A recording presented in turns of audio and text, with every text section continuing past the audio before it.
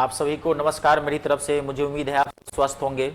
आज जो मैं यूज लेकर आया हूं इंग्लिश के अंतर्गत में जबरदस्त यूज लेके आया, मोस्ट कॉमन यूज, मतलब मोस्ट कॉमन यूज है।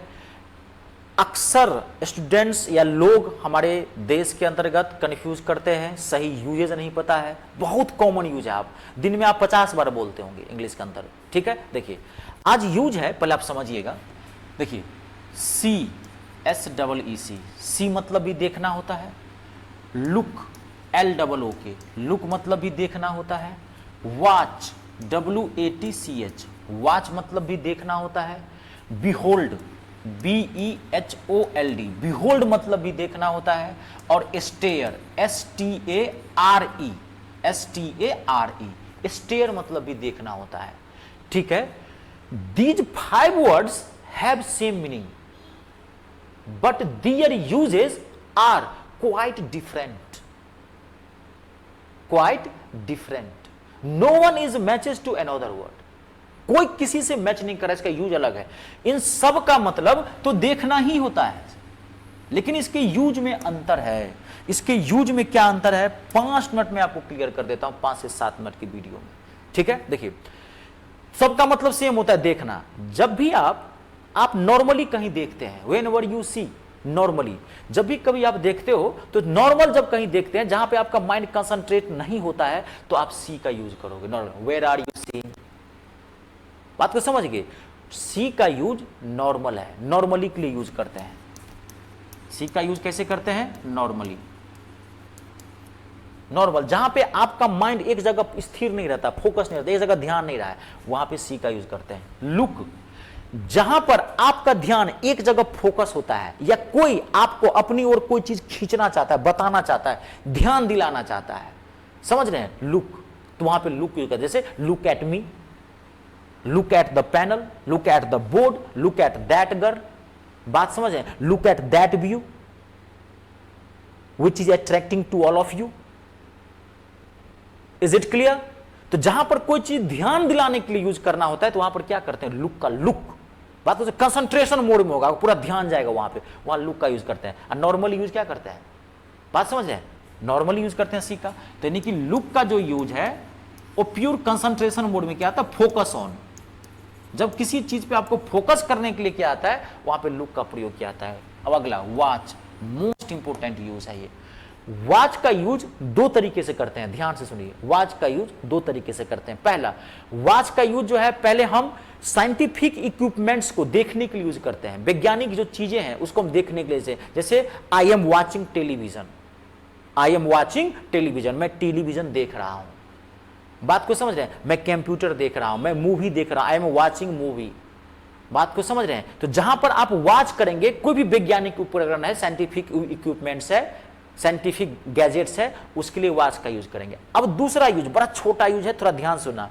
वॉच का मतलब होता है किसी की हरकत, एक्टिविटी को भी गौर करने के लिए वॉच का यूज करते हैं। वॉच के 2 यूज हैं, ठीक है। जैसे boy, I am watching you, what are you doing a long time ago, मतलब मैं तुमको देख रहा हूं बहुत देर से, तुम क्या करो, हरकत को गौर करना, किसी चीज को, एक्टिविटी को, बात को समझ रहे हैं, वॉच करना। अब देखिए, I am watching this marker, I am watching this marker, it means what, it means what is this, what has been made by all types of things, ये किससे बनाया गया, वॉच कर रहा हूं। इस मार्कर में क्या है, नीब है, ब्लैक कलर का है, लिक्विड है कि नहीं, इलेक्ट्रिक मैग्नेट है, इसमें क्या, मैं वॉच कर रहा हूं।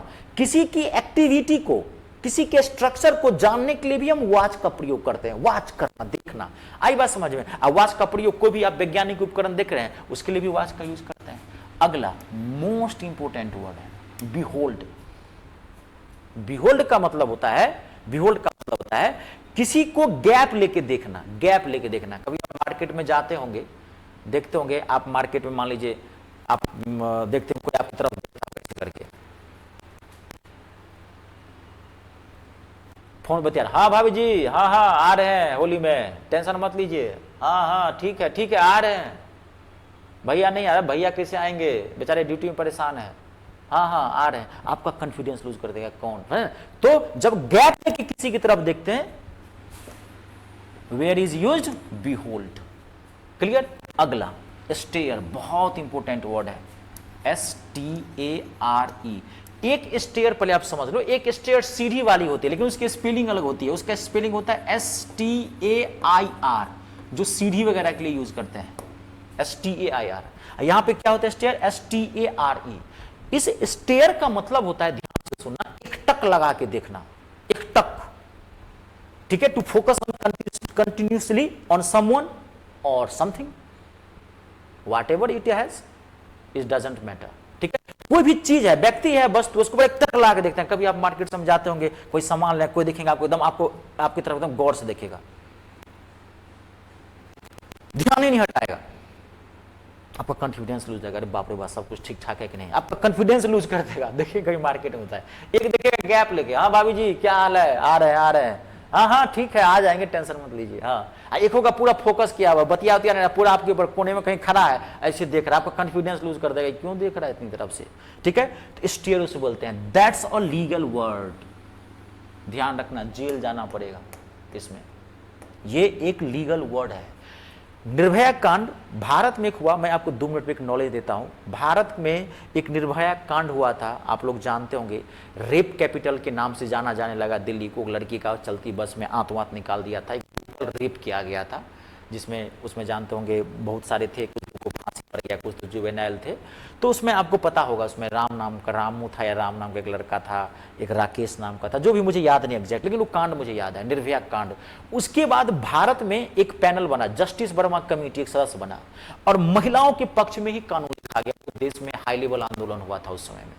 तो उसी के बाद महिलाओं के लिए एक बेहतरीन कानून बनाया गया, ये स्टीयरिंग है। स्टीयरिंग करने का मतलब होता है एक टक लगा के देखना। अगर किसी लड़की को आप 2.5 से 3 मिनट तक, 2.5 से 3 मिनट तक 250, क्या कहते हैं कि 175 सेकंड लगभग, मान नहीं 175 सेकंड तो कहा भी नहीं जाता है, जो अगर लड़की का कॉन्फिडेंस है उस से तो कहा जाता है कि 2.5 मिनट तक मैक्सिमम, 2.5 मिनट 135-40 सेकंड में आपका एक इलीगल एक्टिविटी। अगर कोई लड़की को आप देख रहे हैं बार बार घूर रहे हैं से टक लगा के, और उस लड़की को लग गया कि गलत नियत से मुझे घूर रहा है, अगर कॉल कर दिया पुलिस को 100 पे, दिल्ली के अंदर कॉल गया, तो पुलिस आपको सीधे उठा के ले जाएगी यहाँ से। हो सकता है काला शीशा चढ़ाई गाड़ी में मारते हुए भी ले जाएगी, स्टेयर उसे बोलते हैं। एक आ गया, आप एक और सुन लो, जब बात उठा दिया सुन लो। एक होता है स्टॉक, पीछा करना, STALK, स्टॉक। स्टॉक मतलब होता है पीछा करना, एंटी स्टॉकिंग रूल है। अगर किसी लड़की का, अगर आप 100 मीटर तक लगातार आप पीछा करते हैं, उस लड़की को लग गया कि लड़का हमारा पीछा कर रहा है, अगर फोन कर दिया तो बेल भी नहीं मिलेगा, नॉन बेलेबल ऑफेंस है ये, ठीक है। स्टॉक, पीछा करना, एक ये हो गया। एक हो गया मोलेस्ट, मोलेस्ट जानते होंगे, MOLEST, molestation, MOLEST, molest. Molest मतलब होता है छेड़खानी करना। छेड़खानी मतलब फिजिकल टच, हाथ पकड़ लेना, दुपट्टा खींच लेना, ये मोलेस्ट में आ जाता है भैया। इसमें जेल, मतलब बेल तो है ही नहीं, मिनिमम 5 साल की सजा है मोलेस्टेशन केस में। सावधानी से रहिए। मैं ये नहीं कहता हूँ कि लड़के ही गलत होते हैं, आजकल लड़कियां भी गलत होती है। एक तो रिपोर्ट आया दिल्ली हाई कोर्ट के अंतर्गत कि इस कानून के अभी रिपोर्ट आया है कि लड़कियां जो है वो बहुत गलत फायदा उठाती हैं, बॉस को धमकी देने के लिए, प्रमोशन करवाने के, बहुत तरह चीज़ों के लिए इसमें आ गया। तो बहुत तरह की चीज़ें हैं, आप सावधानी बरतें इस चीज़ के अंतर्गत। आई बात समझ में, ठीक है। मैंने आपको मैन यूज किया था। एक चीज मैं आपको बताता हूँ, इस स्टेयर जिसका मतलब होता है एक टक लगा देखना, इसको गेज भी बोलते हैं, लिख लेना, GAZE, दोनों का मतलब सेम है, गेज बोलो चाहे स्टेयर बोलो। चलिए आज के लिए इतना ही, नमस्कार, धन्यवाद। आप अपने और अपनों का ख्याल रखें, जय हिंद।